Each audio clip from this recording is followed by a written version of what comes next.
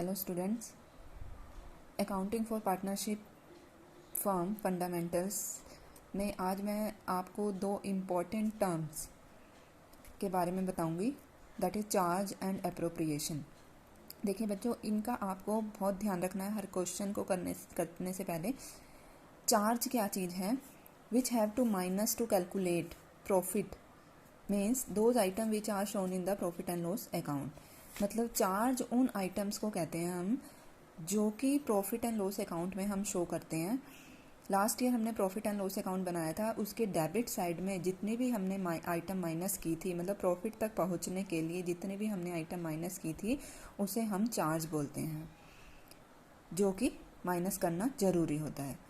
Appropriation का means होता है distribution. Profit and loss appropriation जब हमने बनाया तो वो किस लिए बनाया है? For the distribution of profit means in case of profit we maintain profit and loss appropriation. जो प्रॉफिट हमारे पास प्रॉफिट एंड लॉस अकाउंट से आया उसको हमने पार्टनर्स में डिस्ट्रीब्यूट किया। उसका डिस्ट्रीब्यूशन कैसे कैसे हुआ वो हमने प्रॉफिट एंड लॉस एप्रोप्रिएशन में दिखाया। अब ये प्रॉफिट एंड लॉस एप्रोप्रिएशन में हमने क्या दिखाया? Salary, commission, interest on capital में, जो कि पार्टनर से रिलेटेड थी। अब चार्ज की बात करें तो इस चैप्टर में हमें 3 चार्ज मिलेंगे as per syllabus. Interest on partners loan, यदि पार्टनर ने कोई लोन फर्म को दिया है तो उस पर इंटरेस्ट दिया जाएगा, हमने पहले बात कर ली थी। पार्टनरशिप डीड है तो जितना उसमें रेट लिखा है वो, यदि नहीं है तो 6% से। ऐसे ही manager commission not partner commission, it's manager commission. यदि मैनेजर रखा हुआ है उसको कमीशन देते हैं तो आफ्टर चार्जिंग या बिफोर चार्जिंग, जैसे लास्ट ईयर केस थे वैसे ही हो सकता है, वो हमें देनी है। किस में से शो करना है? प्रॉफिट एंड लॉस में शो करना है। और rent payable to partners, partner की यदि कोई बिल्डिंग है उसने फर्म को किराए पर दी है बिजनेस के लिए, तो उस पर जो रेंट पार्टनर को दिया जाएगा वो भी प्रॉफिट एंड लॉस की ही आइटम होगी और प्रॉफिट एंड लॉस अकाउंट में हमें शो करना है। तो हमें ये ध्यान रखना है। आपने पहले प्रॉफिट एंड लॉस एप्रोप्रिएशन की वीडियो देख ली होगी। उसके अलावा मैं आपको एक बात बताना चाहती हूँ जो कि आपको profit and loss appropriation account को बनाने में इजी रहेगा।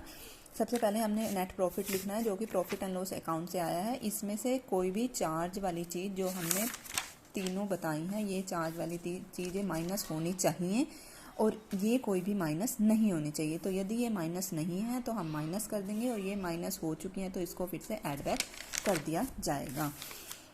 इसके बाद क्रेडिट साइड देखें तो इंटरेस्ट ऑन ड्राइंग हमें यहाँ पर लिखना है क्योंकि फर्म के लिए इनकम है। फिर इंटरेस्ट ऑन कैपिटल जो पार्टनर को देना है, सैलरी जो पार्टनर को देनी है, पार्टनर कमीशन, रिजर्व यदि कहा हुआ है कि रिजर्व है परंतु ये जो कैपिटल का पार्ट नहीं होता है तो कैपिटल में ट्रांसफ़र नहीं करते। और फिर टोटल करके हम माइनस करके बैलेंस निकालेंगे, जो प्रॉफिट आएगा उसको कहाँ पर?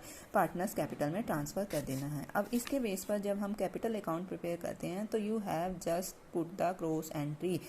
क्रेडिट साइड इधर ट्रांसफ़र हो जाएगी, डेबिट साइड इधर ट्रांसफ़र हो जाएगी। देखिए सबसे पहले आइटम हमें याद रखना है, हमेशा ही बाय बैलेंस ब्रॉट डाउन आएगा। बाय बैलेंस ब्रॉट डाउन यदि पहले से फर्म चल रही है मतलब कैपिटल का बैलेंस, और यदि नई फर्म है तो बाय बैंक आ जाएगा। फिर इधर की आइटम को यहाँ पर ट्रांसफ़र कर देंगे। Interest on capital, salary, partners commission, then reserve को यहाँ पर ट्रांसफ़र नहीं किया, मैंने पहले बताया था रिजर्व को ट्रांसफ़र नहीं करना है। और ये जो प्रॉफिट आया है प्रॉफिट एंड लॉस एप्रोप्रिएशन के नाम से हम यहाँ पर डाल देंगे। इधर इंटरेस्ट ऑन ड्राइंग, जैसे यहाँ पर इंटरेस्ट ऑन कैपिटल है, कैपिटल किस पर कैलकुलेट होता है? इंटरेस्ट ऑन कैपिटल, कैपिटल पर, ये कैपिटल हमने दिखाई है। तो ऐसे इंटरेस्ट ऑन ड्राइंग किस पर कैलकुलेट होता है? ड्राइंग पर। तो एक एक्स्ट्रा आइटम हमें यहाँ पर ड्राइंग का अमाउंट याद रखना है, टोटल करेंगे, बैलेंस निकाल लेंगे। ये इस तरह से हम पार्टनर्स कैपिटल अकाउंट बना सकते हैं।